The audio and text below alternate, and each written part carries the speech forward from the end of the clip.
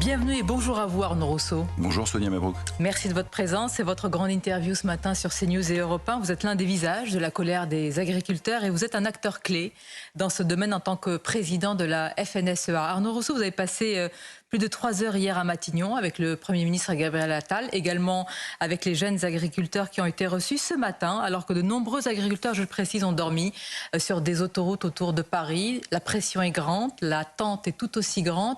Qu'est-ce que vous dites? Est-ce que vous êtes toujours aussi déterminé à poursuivre le mouvement? Oui, je voudrais rappeler que ce mouvement, il a des racines profondes qui consistent à la volonté de continuer à produire pour nourrir les Français, faire notre métier. Ça passe par évidemment la possibilité d'avoir du revenu, mais ça passe aussi par tous les moyens de production dont on a besoin au quotidien dans un cadre de concurrence qu'on ne supporte plus, alors qu'on est parfaitement conscient qu'il faut être dans un monde ouvert. Et donc, évidemment, mes premiers mots ce matin, vous le comprendrez, c'est pour l'ensemble de mes collègues agriculteurs. Nous sommes sur le terrain depuis des jours. Je sais que les attentes sont fortes, j'entends les demandes partout. Je rappelle la nécessité du calme, de la non-violence, de la grande détermination qu'ils me disent chaque fois. Et au moment où je suis, je veux vous dire que j'ai reçu encore une fois le message de 5 sur 5 toute la nuit avec les conversations que j'ai eues avec les uns et les autres. Vous l'avez compris, Sonia Mabrouk, la détermination est totale. Il faut le faire dans l'ordre, il faut le faire dans la rigueur, et il faut le faire dans l'échange. C'est ce qu'on a fait hier à Matignon. Détermination totale, c'est-à-dire très clairement, Arnaud Rousseau, que vous appelez à maintenir la pression, que le blocage, en tous les cas, ce qui est en cours autour, notamment, il n'y a pas que la capitale, mais autour de Paris, doit se poursuivre aujourd'hui. Ce qui doit aboutir et ce qui doit permettre de faire en sorte que les gens rentrent chez eux, parce que je voudrais rappeler que partir de chez soi plusieurs jours, c'est compliqué. Nous, ce qu'on demande, c'est assez simple. On demande d'abord des mesures d'urgence, symboliques, parce qu'on a besoin tout de suite pour repartir de comprendre qu'il y a des signes qui sont donnés. C'est ce que vous avez dit hier au Premier ministre. Que vous a-t-il répondu? Alors, il nous a répondu que, évidemment, il était volontaire pour le faire, qu'il avait commencé et qu'il souhaitait aller plus loin. Plus loin sur quoi, pardonnez-moi? Plus loin sur tous les sujets sectoriels. Vous savez, l'agriculture. Concurrence déloyale. Bien sûr, transposition, Ukraine, Mercosur, tous les sujets catégoriels. Quand on parle de l'élevage, ce ne sont pas les mêmes sujets que quand on parle de la viticulture, qui ne sont eux-mêmes pas les mêmes sujets que quand on parle de la production végétale. Donc il y a des demandes fortes et qui sont différentes, mais le sujet de fond, c'est le changement de logiciel, c'est-à-dire l'idée que, puisqu'il a indiqué que l'agriculture était au-dessus de tout, ça se traduise très concrètement. Oui, je ne sais pas si vous croyez à cette formule, vous nous l'expliquerez, mais sur les demandes catégorielles que vous venez de citer, Arnaud Rousseau, donc à la fois la concurrence déloyale, moins de surtransposition des normes, encore de la simplification, est-ce que vous avez la garantie que ce sera annoncé en bonne et due forme tout à l'heure lors de son discours de politique générale? Nous continuons à négocier. Vous savez, moi, je ne sais pas, bien sûr. Vous savez, tout ça vient de très loin et il y a beaucoup de sujets sur la table. Je pourrais vous parler du prix, qui est central évidemment dans la manière dont on construit les choses. Donc c'est un tout. Vous savez, je vous ai parlé des mesures d'urgence. On a des mesures européennes qu'on attend aussi. Ces mesures européennes, on est conscient qu'elles peuvent prendre quelques jours. Et puis surtout, on aura besoin de traduire dans la loi que les choses soient inscrites en dur, se concrétisent. Parce que ce qui se passe là, c'est pas un feu de paille. C'est pas juste une poussée de fièvre où on va prendre 2 aspirines et puis les gens vont rentrer. Ce qu'ils attendent profondément, c'est de témoigner dans la loi en dur que la souveraineté alimentaire, l'acte de production, est quelque chose qui devient central. Donc si ce n'est pas gravé dans le marbre, à vous entendre ce matin Arnaud Rousseau, eh bien le mouvement ne s'arrêtera pas, j'insiste, parce que ce matin, et tous nos reporters à la fois sur Europe 1 et sur CNews, nous ont affirmé que les agriculteurs, en grande partie, vous écoutent, attendent beaucoup de ce que vous allez dire en fonction hier de la réunion. Vous avez répété à plusieurs reprises depuis les débuts de notre entretien la rigueur et l'ordre. Qu'est-ce que vous craignez exactement? Vous savez, il y a beaucoup de tensions sur le terrain. Moi, tous mes responsables me disent les gens n'en peuvent plus, ils sont excédés. Voilà. Quel est le risque? Le risque, c'est évidemment les débordements, la violence, l'excès que nous ne souhaitons pas. Parce que, encore une fois, notre objectif, c'est pas le désordre. Notre objectif, c'est de produire pour nourrir et faire en sorte qu'on puisse proposer aux Français de continuer à avoir dans leurs assiettes des produits de qualité. On a compris qu'on était soutenu par les Français, mais les Français, ils attendent pas de nous qu'on casse tout.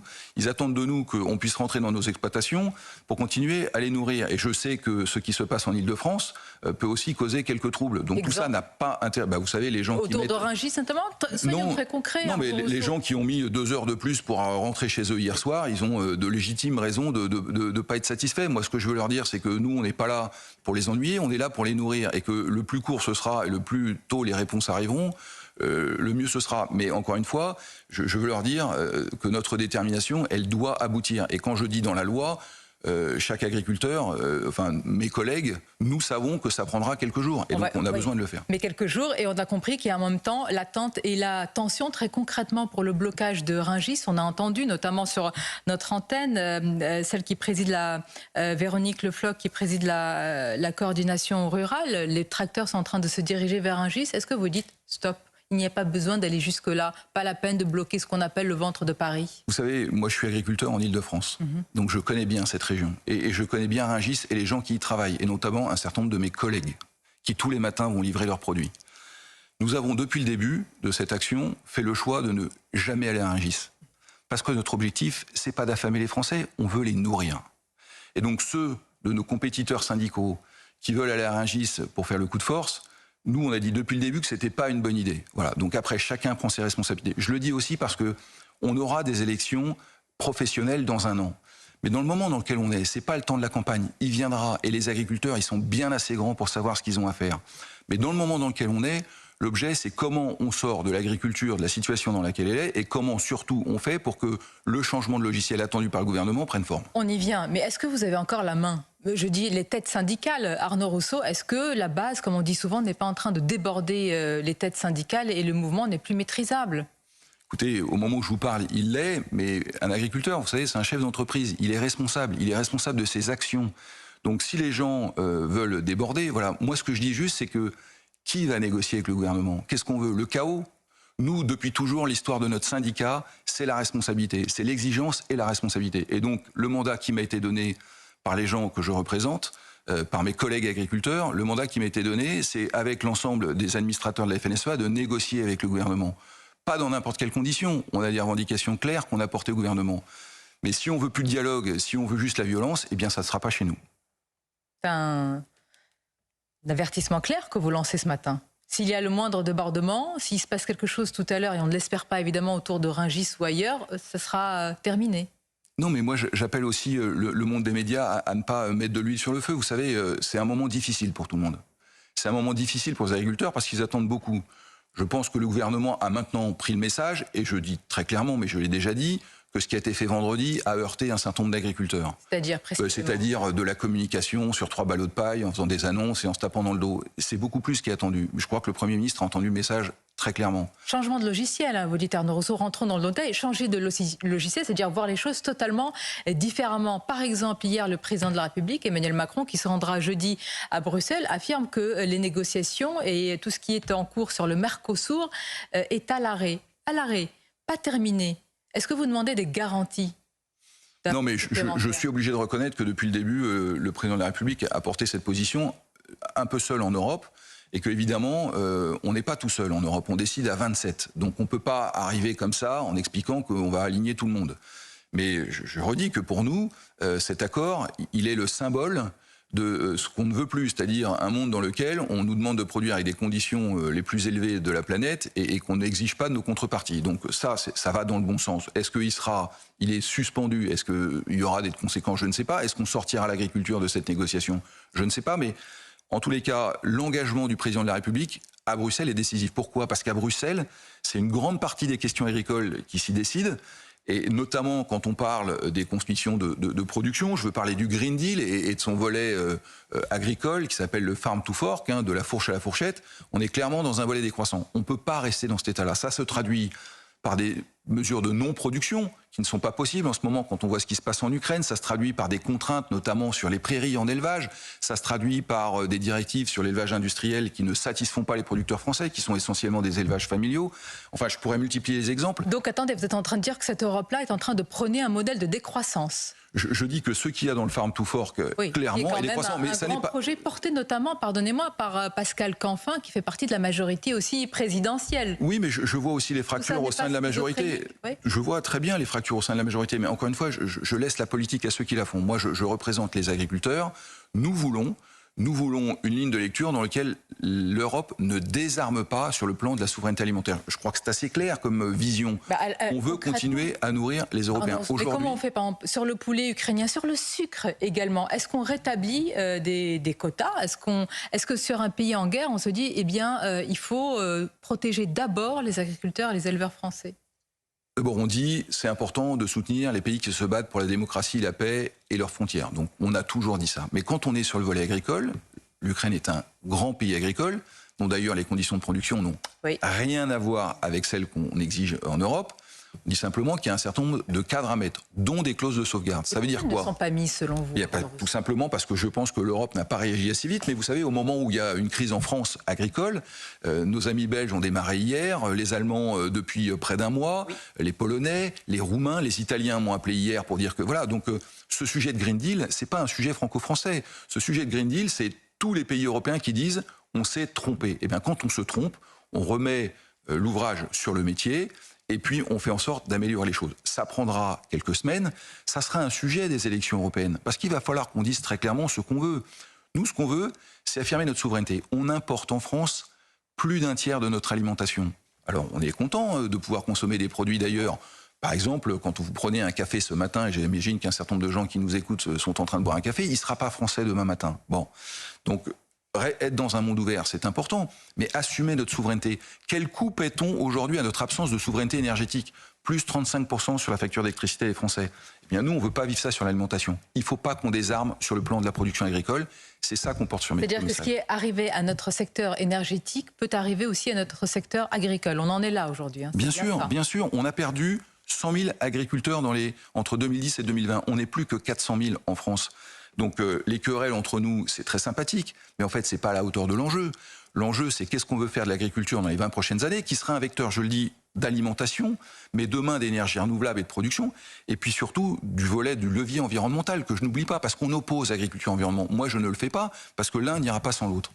Il y a aussi la question, on va s'y arrêter, de la loi Egalim. Arnaud Rousseau, un rapport devait être publié d'ailleurs sur les différences de marge, rapport qu'on n'a toujours pas, mais le gouvernement affirme déjà que les contrôles vont être doublés, vous le savez, et qu'il y aura des sanctions. Demain, notre invité ici même à votre place lors de la grande interview, ce sera Bruno Le Maire, qui a annoncé contrôle et sanctions. Et qu'avons-nous découvert dans la presse? Eh bien que ces sanctions, ce sont des injonctions, que ces trois grands groupes visés, dont les noms sortent plus ou moins dans la presse, n'auraient reçu qu'un petit avertissement, pas plus.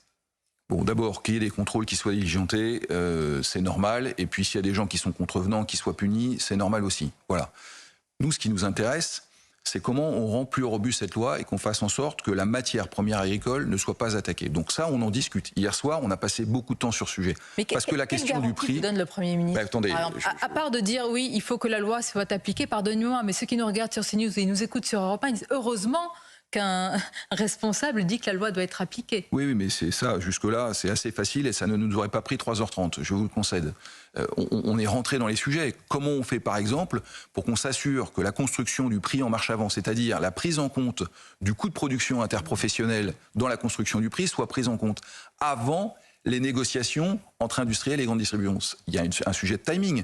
Parce que si on négocie entre industriels et grandes distributions et qu'à la fin on revient voir les paysans pour leur dire voilà ce qu'on peut vous donner, ça c'est pas tenable. Nous sommes d'accord. C'est pas tenable. Mais elles sont où les marges? Je veux dire, la valeur captée, où est-elle? Qui sont, c'est pas pour les viser, mais qui sont ces trois grands groupes? Et c'est important. Je sais que pour vous, ça vous tient à cœur d'insuffler la confiance aux consommateurs. Bien sûr, mais le gouvernement, enfin, il m'appartient pas de dire qui sont ces groupes. D'ailleurs, je n'ai pas ces informations, si ce n'est ce que je lis dans la presse. Mais encore une fois, mon sujet moi, c'est nous, c'est le monde agricole. C'est qu'est-ce qu'on fait pour garantir que cette loi, elle crédibilise ce qui a été écrit, c'est-à-dire la protection de la matière première agricole. D'accord. Vous ne voulez pas pointer du doigt ce matin, Arnaud Rousseau, je vous comprends bien, les industriels et la grande distribution. Non, mais moi, je ne sais pas, en fait. Moi, je ne pointe pas du doigt. Vous avez quand même une petite idée. Pas du tout. Je vais vous dire, on attend le rapport de l'inspection générale des finances. Parce que moi, je veux pouvoir analyser... Il devait déjà arriver. Hein. Oui, alors ce que nous a dit Bruno Le Maire, c'est qu'il devait être là dans les tout prochains jours.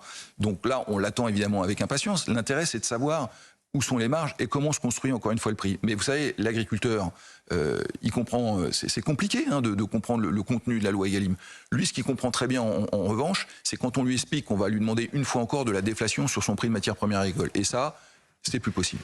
Vous êtes, je l'ai dit évidemment, le président de la FNSEA. Vous êtes aussi, Arnaud Rousseau, à titre non exécutif, je le précise, et au nom du monde agricole, le président du conseil d'administration d'un grand groupe agroalimentaire français. C'est le groupe Avril, avec des marques qui sont très identifiées pour nos téléspectateurs et nos auditeurs. Donc à la fois, vous avez la casquette de producteur et d'industriel. J'écoutais ce matin sur une autre radio la patronne de la CGT qui dit « Mais Arnaud Rousseau, c'est plus un patron qu'un paysan. Il ne connaît pas grand-chose à la révolte en ce moment. Il dit être le visage de ces agriculteurs en souffrance, mais il ne l'est pas du tout en souffrance lui-même. » Écoutez, je l'invite à venir sur ma ferme si elle veut venir avec moi biner des betteraves montées au mois de juillet, sans mauvais jeu de mots. Et je dis aussi que ce qui compte, c'est que tout le monde comprenne bien que le monde agricole, il n'est pas seulement focalisé sur sa ferme, il est aussi focalisé sur la construction des marges. Et au même titre qu'on a des coopératives, il y a 40 ans, il y a des agriculteurs qui se sont dit on va se prendre en main et plutôt que de critiquer les gens qui nous piquent les marges,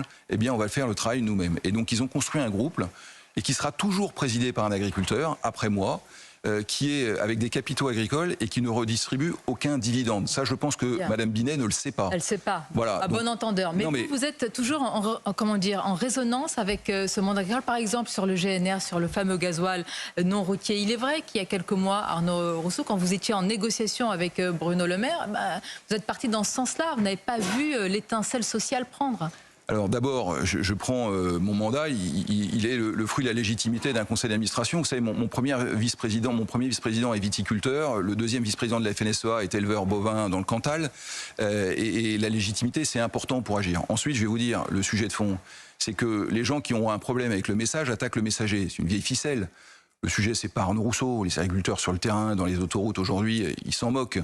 Et puis après moi, il y en aura un autre. C'est pas du tout. Voilà, vous avez compris que les choses sont lourdes à porter et on le fait collectivement avec les jeunes agriculteurs. Parce que la FNSEA n'agit pas seule. Elle le fait aussi avec l'idée qu'il faut construire les générations derrière. Elle le fait avec l'idée que si on ne sort pas positivement, on aura une forme de défiance. Et je pense que personne n'y a intérêt parce qu'encore une fois, c'est un avertissement. C'est-à-dire que si on ne sort pas par le haut de cette crise, et vous le dites à la fois aux agriculteurs qui sont nombreux à nous écouter ce matin sur Europe 1 et sur CNews, et au gouvernement, une défiance s'installe et dont les racines seraient profondes. Mais elle existe déjà, la défiance. Elle existe déjà. Le sujet aujourd'hui, c'est d'apporter des réponses concrètes. Dans un premier temps d'urgence, ensuite dans quelques jours au niveau européen, et enfin dans quelques semaines au niveau de la loi. Merci Arnaud Rousseau. Merci pour votre invitation. Vous mobiliser, je suppose, évidemment, et on vous dit à bientôt sur nos antennes.